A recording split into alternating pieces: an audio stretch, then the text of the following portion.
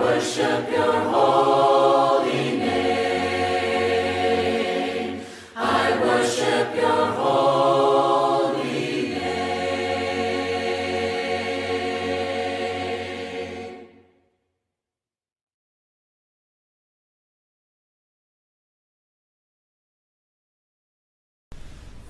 Father, we love you, we worship and adore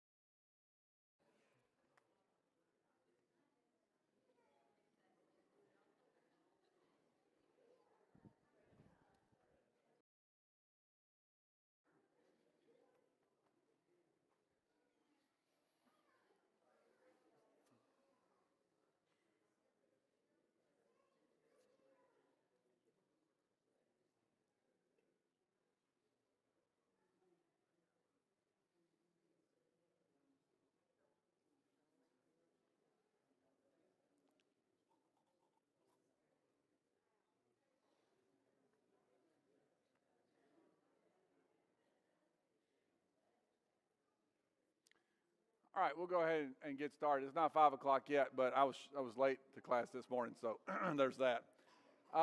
If you don't have, I apologize. When I got ready to go up and preach this morning, Noah said, where are the outlines for this morning? And I thought, I don't guess on my computer still. So if you didn't get an outline, there are some back there. But on the back side of the outlines, and what you might see now, are our outlines for tonight's discussion, Matthew chapter 24. And so if you want an outline for tonight's discussion, that will be back there. And if you need some more, well, I can't make the copies. I have to find you somebody to make copies. But there are some back there, and they have the other outline from this morning on it. Our plan for tonight is we're going to have class for about 40, 45 minutes. After that, Tommy's going to lead us in some songs. I'm going to offer an invitation there at the end. We'll have a closing prayer. Do we have an opening prayer tonight, James? Who's the opening prayer? Shane? All right, Shane, if you don't mind, if you'll come lead us in our opening prayer, and we'll get started.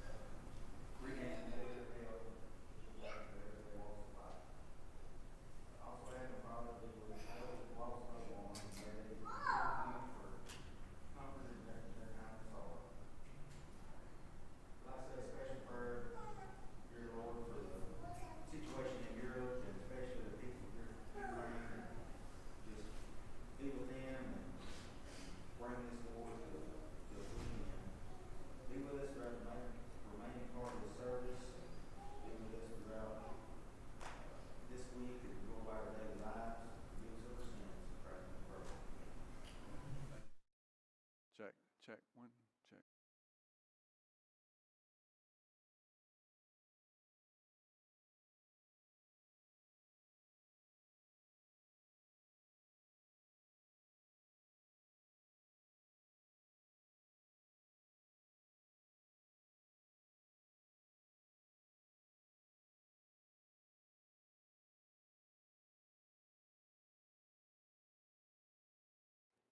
Is that on now? Sorry. Sorry about that. The reason we're going to study Matthew chapter 24 is because, especially this time when things begin to happen, it happened when the corona showed up. People were like, oh, it's the end of the world. The signs the Bible talks about. It's corona. It's the end of the world. Well, as long as we've been dealing with corona for a very long time, and the world hasn't ended at this point, okay? And so here we go with the war in Ukraine, right? And so people are going to start back up. Oh, it's wars. The Bible talks about wars, and so there's signs here, and these are the signs. This is the end of time, and well, is it? I mean, is the coronavirus a sign that we're at the end of times? Is the Ukraine war a sign that we're in the end of times? I would suggest to you no. I think we're in the last days. But we've been in the last days since the Lord returned or left when he went back up into heaven. And so I believe we're in those last days, but not the quote unquote, we got 2 days left kind of thing. Okay, and that's what a lot of people think sometimes. And they go to Matthew chapter 24. Matthew chapter 24 may be one of the most difficult chapters in the New Testament. You can rank them by, you put some chapters of Revelation and some Hebrew chapters. I mean, there's some Romans got some of those chapters. There's some very difficult chapters in the New Testament. Matthew 24 might rank up there for some folks. And so this is the one they kind of go back to when they go, oh, this is the end of the world, Matthew 24. And so what I want to do with you is I want to kind of walk through Matthew chapter 24 with you tonight. We don't have 40, 45 minutes-ish, okay, so I don't have a ton of time, but I want to kind of walk through it with you. If there's something we need to stop and deal with and discuss, that's fine. But we're still trying to figure Sunday night out, and so I know some people were kind of upset we didn't have question and answer last week. I'm sorry. We're going to try to put that back in. We're going to try to do some things that are going to be helpful to you, help you to grow, and I hope this will tonight as well. Matthew chapter 24. All right, parallel passages as we think about Matthew chapter 24. The first of those is found in Mark chapter 13, and Luke chapter 21 is where the other one. So these are parallel passages where I think we're talking about the same thing. And so these are some other places you could look at to see the same discussion that's going on in our Matthew chapter 24. I will not turn to those chapters, okay? I will not deal with Mark chapter 13. I will deal with Luke chapter 21 once, and just to kind of clear up something I think is said in Matthew chapter 24 to help us understand it better.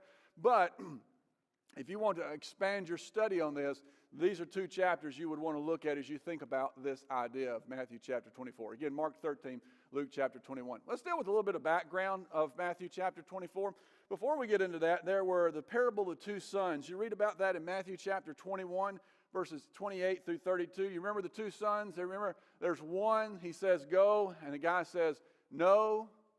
And later he repents and goes. And there's one son that says yes, but he doesn't, which is really the inclination of the Jewish nation and tax collectors and prostitutes who refused at once to obey God, but now have repented and come to him. And then the Jewish people who said they were going to obey God, but they weren't really obeying God. And so there seems to be some type of judgment on these people. So that starts our first idea. The second idea as we look at background is found of the parable of the wicked vine dressers in Matthew chapter 21, 33 through 46. You remember what happens there. You remember the guy he's dug a wine press, he's planted all the vineyard, he's done all that kind of stuff, and he's gone on a trip, and he's left some people in charge, and he sent those people back. He sent some people back to collect his goods, and what do to them? They kill them. They destroy them. They get rid of him. Ultimately, he sends back the son, and they kill him. Again, an indication of judgment on the Jewish nation because God had given them all these things, and he had sent back his prophets and his people, ultimately his son, and they had rejected him, and so there was going to be judgment that was going to come upon them. The next one we would see is the parable of the wedding feast in Matthew chapter 22, verses 1 through 14. And in that, what do we see? Well, again, we have this idea. He sent out all these invitations, and people start going, well, I'd come, but I married a wife. I would come, but I bought some oxen. You know, they start making all these excuses. And in fact, the king's so angry about that, he sends his army out and destroys those people, which again looks like judgment on the Jewish nation for their rejecting of God. So we come again now to Matthew chapter 23, and you remember it's the woes. I think there's 8 of them. There's 8 of those woes. You remember Jesus says, woe to you scribes, you Pharisees, you Sadducees, and he starts condemning them for all these things they've done. Okay? Again, the Jewish nation. And then ultimately we come to Matthew chapter 23, the end of that, and we see, I'm going to read from that very quickly, we see this happen. Matthew 23, starting in verse 37, our text says, Jerusalem, Jerusalem, who kills the prophets and stones those who are sent to her, how often I have wanted to gather your children together the way a hen gathers her chicks under her wings, and you were unwilling. Behold, your house is being left to you desolate, for I say to you, from now on you will not see me until you say, blessed is he who comes in the name of the Lord. And so again, an indication of judgment that will come on the Jewish people because of their rejection of the Christ. So I don't know if you've seen a theme that we've talked about thus far, but I hope that you've seen that through this whole background, Matthew's really talking about judgment on the Jewish nation. They're going to be judged for their rejection of Jesus, and we've seen all those things. So that's kind of the background, the culture, that's kind of the background of our passage that we want to read. Now we come to Matthew chapter 24. Sorry, let's talk about Matthew chapter 24. I skipped to my slide. Let's start in verse 1. Jesus came out from the temple and was going away when his disciples came up to point out the temple buildings to him. They say the temple was beautiful. I mean, it almost made it look like a snow-capped mountain if my readings are correct. And they say the temple was just absolutely gorgeous. I don't know, as Americans, what we might... Maybe we would take a visitor to Mount Rushmore, maybe the Grand Canyon, some kind of monument. It was just beautiful, is what they say. And he said to them, do you not see all these things? Truly I say to you, not one stone here will be left upon another, which will not be torn down. That's shocking to them. I don't think you and I really understand how really shocking that is to these men. I mean, really, they're thinking if the temple's torn down, God must be done, dead, gone. There's no way his house would be torn down. But we'll find out in 70 AD, which you'll hear me reference quite a bit as we move through this. In 70 AD, the Romans, I think, from my understanding, burned the temple. And when they burned the temple, the gold that the temple is made out of runs down in between these stones that this temple is built out of. And well, you know as well as I do the value of gold, right? We can't let that gold stay in there. And so they would literally tear one stone off the other stones to get the gold that had melted down between the crevices of it. So again, just to kind of hint, I think that what we're going to talk about today deals a large part with the destruction of Jerusalem in 70 AD, but they're really in shock. What? The temple? No way. No way God's temple, God's house, God's dwelling place will be torn down. And so that's what you hear a little bit. As they were sitting on the Mount of Olives, the disciples came to him privately saying, "Tell us, when will these things happen?" What things? These stones be torn off of one another. When will these things happen? And what will be the sign of your coming and of the end of the age? Now, they've asked 3 questions there. I hope you read all 3 of those questions there they've asked.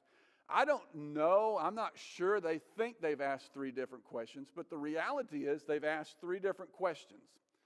They've asked, when's the temple going to be destroyed? They've asked, when are you coming back? They've asked, what's the end of the world? They equate, I believe, those 3 things to be the same thing. There's no way in their mind they could grasp God's temple being torn down and it not be the end of the world. Okay, that's how much they love and appreciate the temple of God. You know as well as I do that's not the case though, right? I mean, we would go back through Old Testament history and we would see the temple being torn down before. The world didn't come to an end. But that's how much they revere the temple. And so that's what they go. They go, okay, all these things must be, tell us when this is going to happen. This all must be the same thing. But they're asking 3 different questions. Let's get into it. All right, starting in verse 4. When will the temple be torn down? In verse 4 it says, Jesus answered and said to them, "See to it that no one misleads you. For many will come in my name saying, I am the Christ, and will mislead many. But you will be hearing of wars and rumors of wars." Let's stop there for a second. That's what people say the signs of the end of the age is, right? Wars and rumors. Why would they say it? The Ukraine thing. Well, the Ukraine thing's going on. That must be, they're coming to this passage right here. Okay, so it says, you will be hearing of wars and rumors of wars. See that you are not frightened, for these things must take place, but that is not yet the end. So Jesus is even telling them, listen, no, you're going to hear of those things. That's a common thing. When have we not heard of wars and rumors of wars? I can think about just in my short life, the wars that I've lived through. We talk about, I remember watching the Iraq War as a child on a little black and white TV with in our family's kitchen and seeing those missiles being shot up. I guess that's the first time they ever televised anything like that I know of. I mean, I remember that. We talk about the war in Afghanistan, the war on terror. I mean, continually through our lives. Some of you could speak to other wars, right? Vietnam, Korea, World War I, the Civil War. I'm just kidding. But you understand throughout our lives that stuff's been going on. And that's what Jesus is saying here. So this is not a sign of the end of the times. This is just a normal everyday thing, if you will. Verse 7, for nation will rise against nation and kingdom against kingdom. And at various places there will be famines and earthquakes. So again, when we start seeing natural disasters, what do people say? Oh, must be the end of the world. There's a tsunami over here. There's a bad earthquake over here. There was a tornado over here. There was a hurricane over here. They're coming to these verses, but that's not what Jesus is teaching in these places. Verse 8, but all these things are merely the beginning of birth pangs. Now, surely we're all adult enough to understand birth pangs, okay? There's a sense that in the beginning, I have not experienced having 4 children. I've experienced the beginning of having 4 children, though. And you know what happens. Oh, right, there's some pain. Maybe the water breaks. All those things are saying, hey, get ready. But it's not the birth. Okay? The birth comes later. It goes on. These are the beginning of birth pangs. Verse 9. Then they will deliver you to tribulation and will kill you, and you will be hated by all nations because of my name. So it talks about some persecution they're going to go through. In fact, if we were to read the book of Acts, we would see some of that persecution that they went through. At that time, many will fall away and will betray one another and hate one another. Many false prophets will arise and will mislead many. Because lawlessness is increased, most people's love will grow cold. But the one who endures to the end, he will be saved. This gospel of the kingdom shall be preached to the whole world as a testimony to all the nations, and then the end will come. All right, so all this is just beginning stuff. And you say, well, preacher, okay, I can get the war thing. I can get the natural disaster thing. Those things all happen. But, I mean, the gospel hasn't been preached to all the world, has it? I mean, obviously this can't fit Colossians chapter 1, verse 23. Colossians chapter 1 and verse 23. By inspiration, Paul writes to the church at Colossae, and he says this: if indeed you continue in the faith firmly established and steadfast, and not moved away from the hope of the gospel that you have heard, which was proclaimed in all creation under heaven, and of which I, Paul, was made a minister. Paul felt like when he wrote that the gospel had been proclaimed in all nations at that point. I don't know how. I don't know the logistical details. God didn't foresee to tell me all those things. Of course, we read the book of Acts, and we have some hints at how that happens. But at least in Colossians chapter 1, verse 23, we would see a fulfillment of verse 14, would we not? The gospel, this gospel of the kingdom, which will be preached to the whole world as a testimony to all the nations, and then the end will come. And so I believe that these things, we're answering this first question, and most of those things have been fulfilled already. All right, so let's talk a little bit more as we move on through this chapter. Let's see. Let's come down to verse 15. We'll go 15 through 20 here. 15 through 20, and the Bible says, therefore, when you see the abomination of desolation. Oh, people love that passage, don't they? Oh, you even hear religious people. They get fired up. You start going, oh, the abomination of desolation. And that sounds really cool too, doesn't it? I mean, like, if I were thinking of a bad guy's name, I would be, I'm the abomination of desolation. I mean, that's scary, right? People are scared of those kind of things. And so we read about here in verse 15, therefore, when you see the abomination of desolation, which was spoken of through Daniel.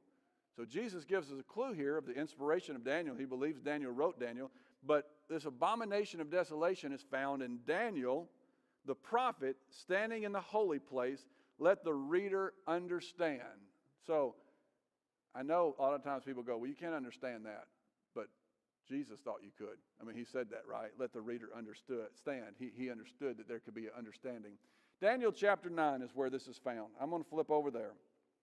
Again, my purpose tonight is not to discuss all of Daniel and to speak on Daniel, but to do Matthew chapter 24. But we must turn to Daniel 9 to see where he is making reference to.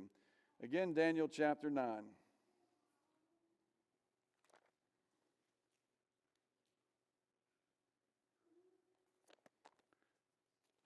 In Daniel chapter 9, we want to look at verses 24 through 27. This is what I believe he's making reference to in this passage. He says, 70 weeks have been decreed for your people and for your holy city, to finish the transgression, to make an end of sin, to make atonement for iniquity, to bring in everlasting righteousness, to seal up vision and prophecy, and to anoint the most holy place. So you are to know and discern that from the issuing of a decree to restore and rebuild Jerusalem until the Messiah, the Prince, therefore, there will be 70 weeks and 62 weeks. It will be built again with plaza and moat, even in times of distress.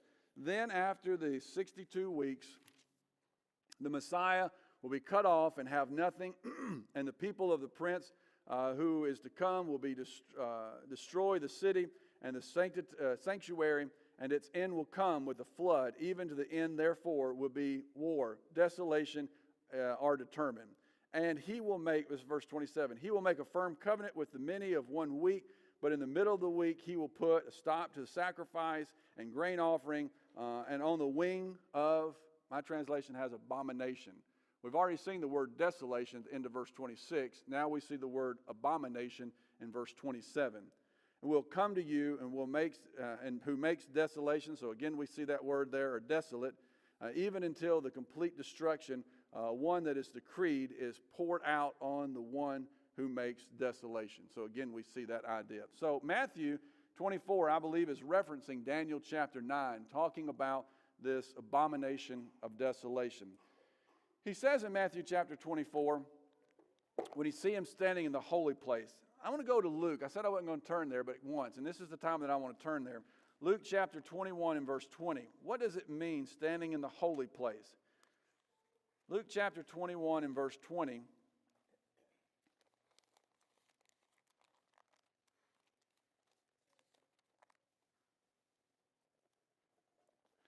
In Luke chapter 21 and verse 20, he says this, "But when you see Jerusalem surrounded by armies, then recognize that her desolation is near." All right, so that helps us, I think, a little bit understand, what does this holy place mean? Well, it means evidently the surrounding of Jerusalem by armies. Now, when would Jerusalem be surrounded by armies? 70 AD.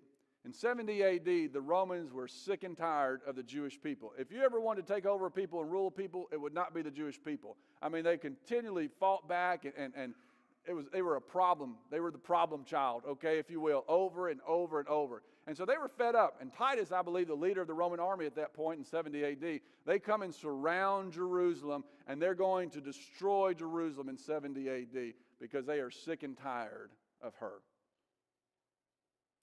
They would have come as pagans or Gentiles. They would have known a quote-unquote plethora of God. They would be polytheistic, believing in multiple gods. They could have possibly had those gods painted on their shields.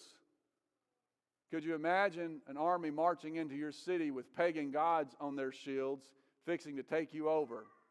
You believing in the one true God, not being monotheistic, one God, not polytheistic, believing in multiple gods, we have an abomination of desolation.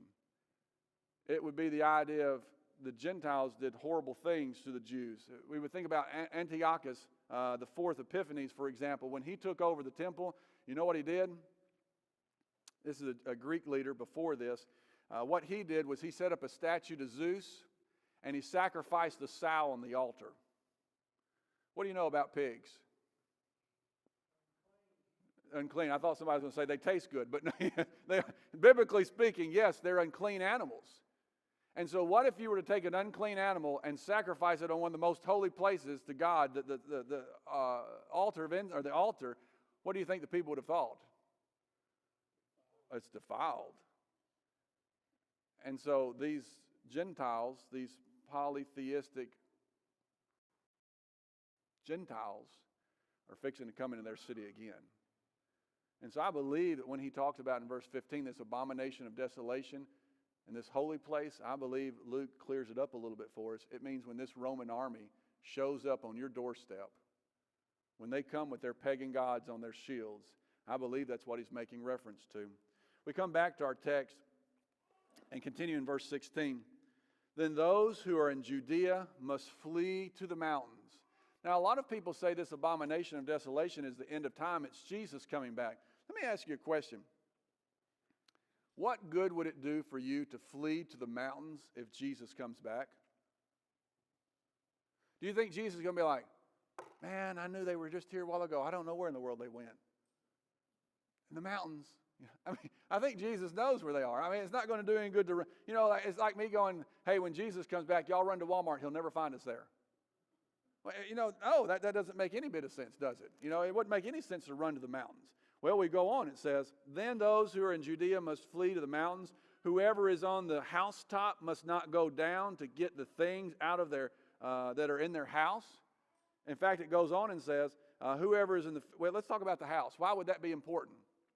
From my understanding of the houses in Jerusalem, they all connected. And so if you're on the roof of the house, you have a straight shot out of the city. You don't have to go down. You don't have to get in the streets. In fact, probably a lot less crowded on the rooftop than it would be the streets. And so you've got a straight shot. Listen, you see these armies around this place? Don't you go back in there and get your stuff. Don't you pack some kind of suitcase. Don't you get all that stuff and start trying to tote that stuff. You get on that rooftop and you run. You run as fast as you can. I believe that's what he's making reference to. If Jesus is coming back, what good does it do to have to worry about going back in the housetop, right? No good. No, there's nothing to that. In fact, it goes on, whoever is in the field must not turn back to get his cloak, but woe to those who are pregnant and to those who are nursing babes in those days. I'm going to get in trouble for this, but here you go. My pregnancy, right? You ladies, you know how it is, right? You're toting one of these rascals, right? And let's run a marathon with that baby in you. How's that going to go? Not well, right? If you've got a nursing baby, what's going to happen every couple hours? If I'm trying to hide from Romans, what do I not want crying? A hungry baby, do I? If I'm trying to run from Romans, what do I not want? I don't want to be pregnant trying to haul up to the mountain, right? If the Lord comes back, what does it matter? If the Lord comes back and I'm pregnant, does it matter? I mean, is it worse? If I'm nursing a baby and the Lord comes back, is that bad? No. But if I'm running from an army, yes, it is. And so that's what I believe we have going on here. He goes on and says, but pray that your flight will not be in winter. Why would that be a problem? Well, you know how we are when it snows here and traveling, right? You experienced that in the last 24 hours. People crazy, right? Running off the road, running here and there. Could you imagine on foot? And the snow and the mud and the muck, the cold. Pray that it's not in winter. Again, if the Lord's coming back, what's the big deal? And pray what? That it's not on the Sabbath. Why would the Sabbath be a problem? They locked the gates of the city. They locked the gates of the city so people won't come in and trade because they're not supposed to work on the Sabbath day. And so if I'm trying to get out of the city and the gates are locked, that's a problem. Again, if the Lord comes back, why does it matter if it's winter? Why does it matter if the gates are locked? It would if I'm running from an army, though, wouldn't it? And so that's what we see through those verses. All right, that brings us down to let's see, we get through verse 20? Yes. All right, so let's go talk about 21 through 28. 21 through 28. For then there will be a great tribulation, such as has not occurred since the beginning of the world until now, nor ever will. Unless these days had been cut short, no life would have been saved. But for the sake of the elect, those days will be cut short. Then if anyone says to you, behold, here is the Christ, or there he is there, do not believe him. For false Christs and false prophets will arise and will show great signs and wonders as to mislead, if possible, even the elect. Behold, I have told you in advance. So if they say to you, behold, he is in the wilderness, do not go out, or behold, he is in the inner rooms, do not believe them. All right, so let's stop there for just a minute. Let's talk about this. So I made mention a while ago of Matthew chapter 22 and verse 7. And did I tell you about the king was so upset that they had rejected his offerings, he sent his army after them? You read that in Matthew chapter 22 and verse 7. This looks like what God has done. Throughout the Old Testament, you know what God would do to punish his people? He would send foreign armies in to destroy them. Read Jeremiah, read Lamentations, you see that. So it's interesting that Matthew 22 verse 7 really kind of tells, hey, there's going to be an army that's going to come after you. From my understanding, 1.1 million people died in Jerusalem when the Romans invaded it. That is a number from Josephus. Josephus has, from my understanding, a tendency to make numbers a little bigger. But even if it's just slightly bigger, 1.1 million people from a city. I don't want to be gross with you, but they say that the blood was so thick that it just ran through the streets of them killing people. They took 97,000 slaves from the city. It sounds like what Jesus is saying, isn't it? It sounds like what he's talking about, this tribulation that's going to come upon them. We see that. According to Eusebius, who's an early church historian, not one Christian died in Jerusalem when the Romans invaded it. They all escaped, made a little community up in the mountains from my understanding, but no Christians died. Why would no Christians die? Church, I believe they read Matthew 24. They heard what Jesus had to say about those things. And those that were sitting on the rooftop, they ran. Those who were in the field didn't turn back. They ran when they saw those armies approaching. The only time that I believe he would make reference to his second coming and what we've talked about thus far would be right here. We read these verses. Verse 27, "For just as the lightning comes from the east and flashes even to the west, so will the coming of the Son of Man be. Whoever or wherever the corpse is, there the vultures will be gathered." If he makes one reference to his return, his second coming, before a verse that we're going to look at a little bit later on, I believe this is it. And I believe it's in contrast with what these false messiahs are saying. He's saying, you got a lot of people out here going, oh, he's out there in the woods. He's out there in the wilderness. He's out there in the desert. Go out there. And Jesus is saying, no. When I come back, you'll know about it. I was running one night, and when we lived there just south of Mayfield, and I was running, and it was beautiful to watch. There was this huge storm up above us. And it took about 45 minutes to get to Paducah from where we lived. And I thought, man, that storm's probably in Paducah. That's pretty crazy to watch it. And I got in and looked on the radar, and it was in southern Illinois, which was quite a bit ways from even there. It was amazing to me that I could see that storm from that far away. That's what Jesus says. When I come back, you won't have to be whispering to people. You won't have to be calling. Everybody going to know about it. You know as well as I do, when you're driving down the road and you see about 5, 10, 15 birds circling, what do you know?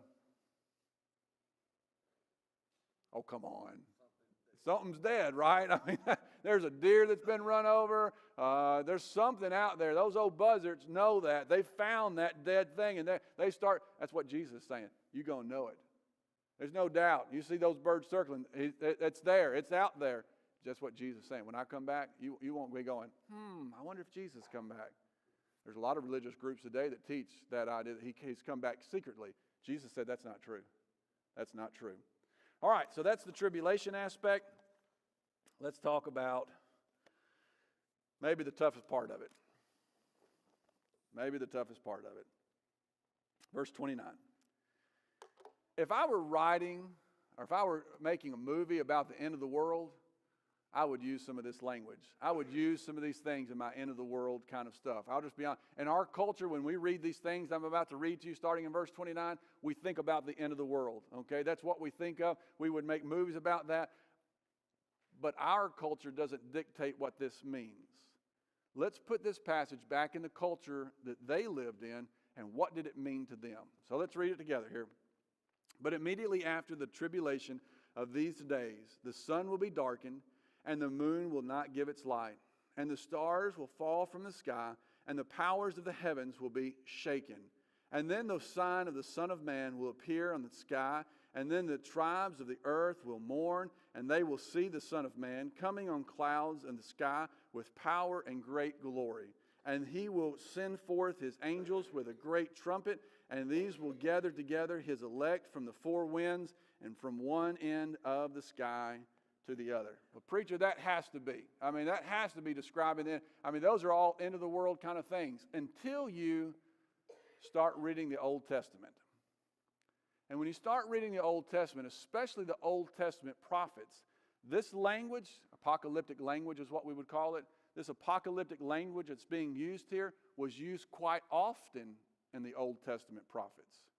And that's the culture that these people would have known. So let's put that culture back into play here. What did it mean when they used it? It meant some type of great judgment was coming. It doesn't always mean the end of the world. But it means usually in the Old Testament prophets, it means some kind of great judgment against a people. All right, Isaiah. Let's go to Isaiah 13, verse 10. Isaiah chapter 13 and verse 10.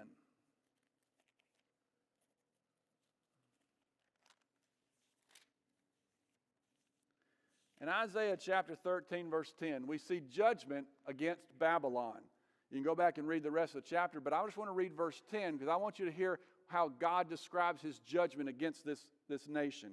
He says in verse 10, "For the stars of heaven and their constellations will not flash forth their light. The sun will be dark when it rises, and the moon will not shed its light. Does that sound like Matthew 24? Does that sound like what we just read a while ago? It does, doesn't it? What's he talking about here? Is he talking about the second coming? No, he's talking about destruction of Babylon. And so that's the culture these people had. We could show you another one. Look at Ezekiel chapter 32. Ezekiel chapter 32.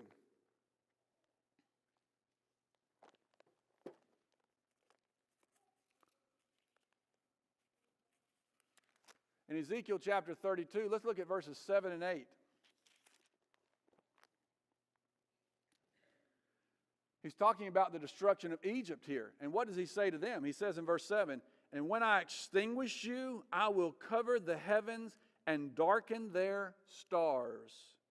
I will cover the sun with a cloud, and the moon will not give its light. All the shining lights in the heavens I will darken over you, and will set darkness on your land, declares the Lord God." Is he describing the second coming? He's describing judgment against this nation, against Egypt. Again, we look at our text in Matthew, and that's what we see, this same terminology, this same language. What's it describing? It doesn't have to be describing the second coming. It could simply be describing the judgment that's going to come in 70 AD. There's some other passages. You could look at Isaiah 34, verses 4 and 5. I think we've made our point, and my time is leaving me. But one of you might say, well, what about that cloud thing? I mean, here he comes. You know, when Jesus comes back, right? Acts chapter 1, he left in a cloud. And them boys said, you know, when he comes back, he's going to come back in the same way. And it says there he comes in a cloud. And yes, a cloud could mean judgment, but not always the second coming judgment. One other passage, Isaiah 19, verse 1. Isaiah chapter 19 and verse 1.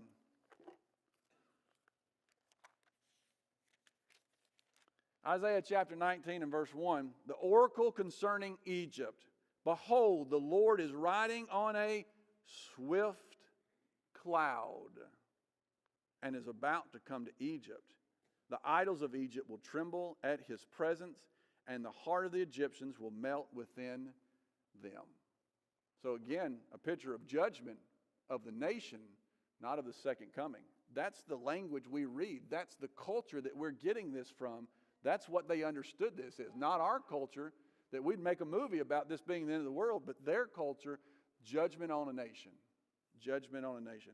All right, I don't have time, so I want to continue on because I want to get this done. Let's talk about the fig tree, verse 32. Now learn the parable from the fig tree. When its branches has already become tender and puts forth its leaves, you know that summer is near. So how's one of the ways we know that summer's coming? I know we're not fig farmers, but if we were fig farmers, we would know what? Well, the tree is showing that summer's coming. So you too, when you see all these things that we've just read about, recognize that he is near, right at the door. So again, someone might say, well, that's obviously talking about the second coming. Again, I disagree. I believe he's talking about 70 AD. Truly I say to you, this generation will not pass away until all these things take place. Did you hear that? What generation?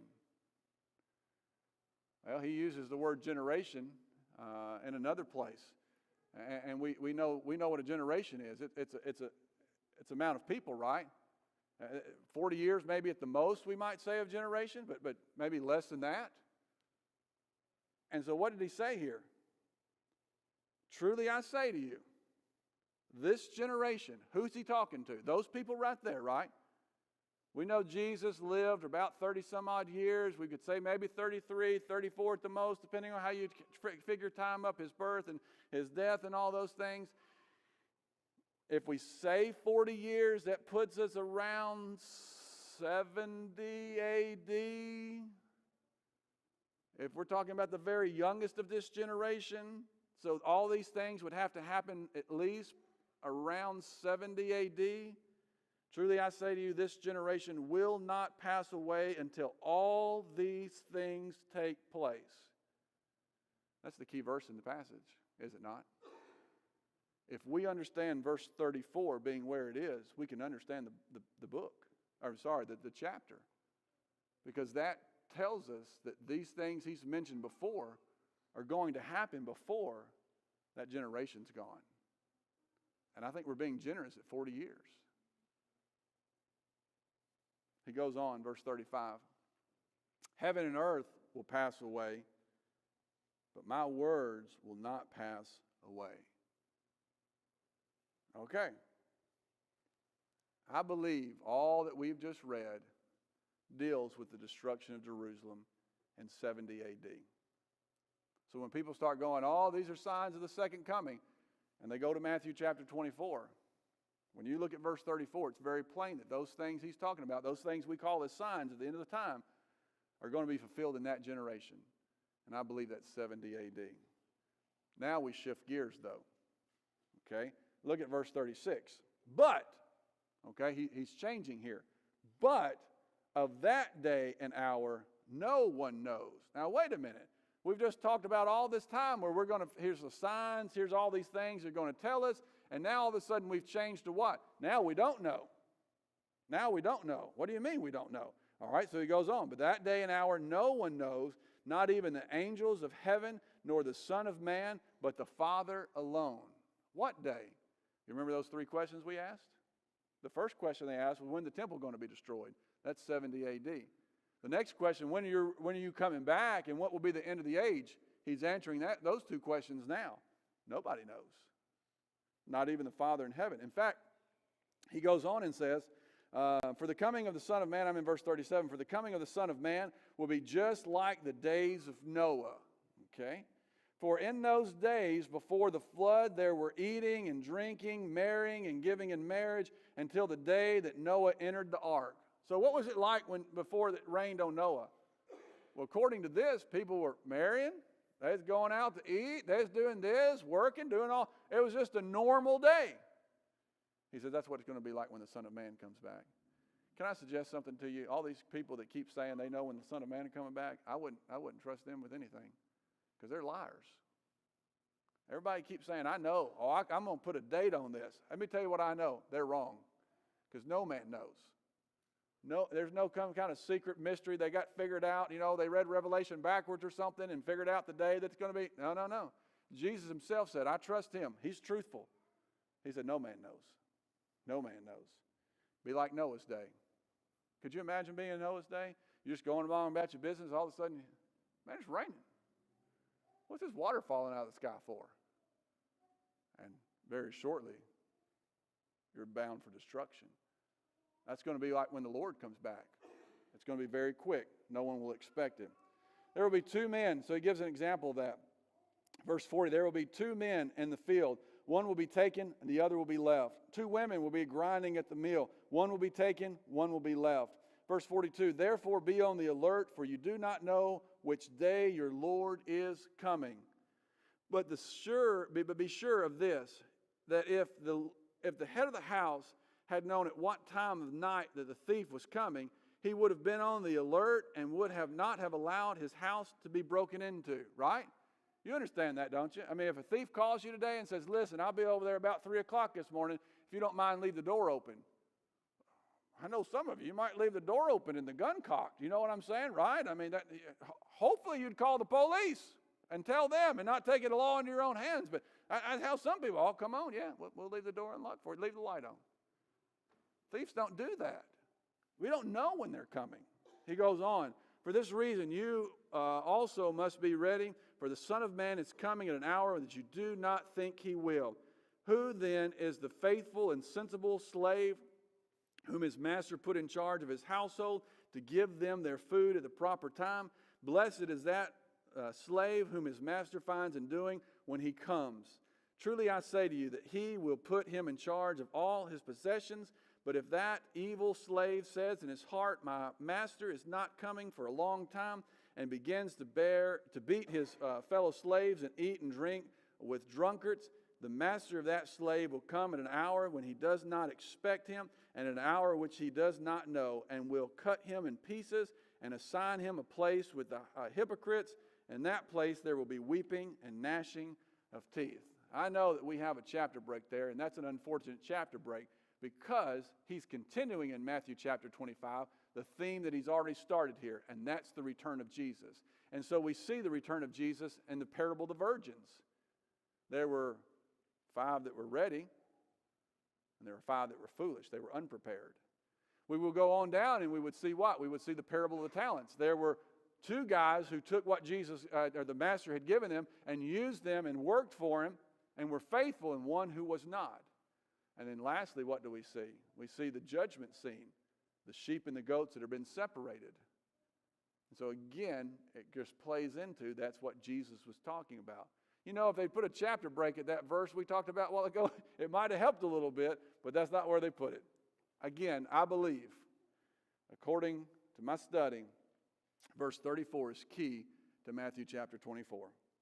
Truly I say to you, this generation will not pass away until all these things take place. So I believe on the front end of that, before that, we have the destruction of Jerusalem. After that, we have the Lord's second coming. All right, I said 40-ish minutes. I'm at 45 minutes. If you have questions, I'd be glad to talk with you after that. Just give us a minute. Let us reset. We're going to have a short devotional, and then we'll dismiss you. So if you want to come, let's see. Who's got closing prayer too? You got closing? All right. So Mr. Larry's got closing prayer. All right.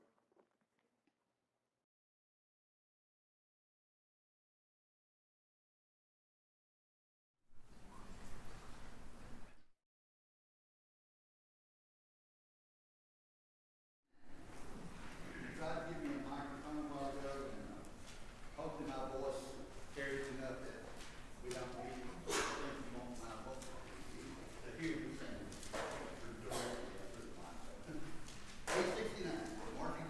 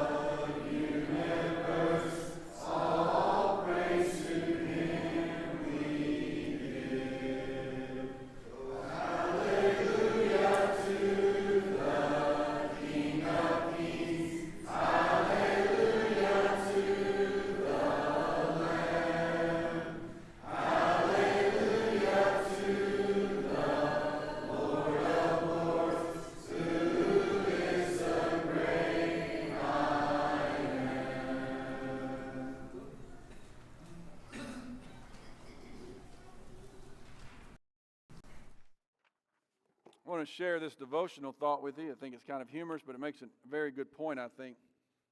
It says the Native Americans asked their chief in autumn if the winter was going to be cold or not. Not really knowing an answer, the chief replied that the winter was going to be cold and that the members of the village were to collect wood and be prepared. Being a good and wise leader, he then went on in the nearest phone booth and called the National Weather Service and asked, "Is it going to be a cold winter?" The man on the phone responded, "This winter is going to be quite cold indeed." So the chief went back to speed up his people to collect even more wood to be prepared. A week later, he called the National Weather Service again. "Is it going to be a very cold winter?" "Yes," the man replied. "It's going to be a very cold winter." So the chief went back to his people and ordered them to go and find every scrap of wood that they could find. 2 weeks later, he called the National Weather Service again. "Are you absolutely sure that the winter is going to be very cold?" "Absolutely," the man replies. "The Native Americans are collecting wood like crazy." Sometimes the one whom we regard as the source of authority isn't such an authority after all. This can have some serious consequences in life, but in the spiritual realm, the consequences can be downright deadly. If I rely on the experts of someone or expertise of someone who doesn't know, but who is relying on the expertise of someone who doesn't know, then my spiritual training has no real foundation in truth. Jesus prayed to his Father in the Garden of Gethsemane, "Sanctify them by your truth. Your word is truth." That's John 17 and 18. Therein lies the only basis for understanding that which is true. Where are you going for spiritual advice? Oh, how true I think that is. You know, in our society, we've gotten to the point of, I just want everything to be easy. I just want everything to be convenient. And so just tell me what I need to believe, preacher. And my job is to do my very best to preach to you this book. Why? Because this book is the authority. I'm not.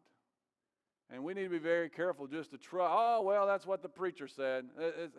If we get to heaven and me and you standing there together and God asks you a question about why you did something and you look over and say, "Well, Chris said," I'm going to go, "Who's Chris?" If there are rocks in heaven, I'm going to try to find one to hide under because I'm not the authority. This book is the authority. And we've got to go back to what does this say? And so where do you find your spiritual authority in your life? Is it some Bible class teacher, some preacher, some dude on the internet, some uninspired book? If it is, and they're not going back to this, you be very, very careful with that. That could be dangerous. This book is truth. Sanctify them in truth. Thy word is truth. If there's one who needs to respond to the truth of God's word today by being immersed for the forgiveness of your sins, we're ready to assist you in that. If there's one who needs to respond and ask for repentance, we're ready to help you with that. If one just simply needs prayer, why don't you do so as together we stand and sing. Have you been